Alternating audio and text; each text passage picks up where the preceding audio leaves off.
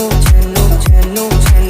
يوم اللي مرق عليا جنو من بلاد الغربية عتابه مع المولية وزاد شغله للحدي شفتو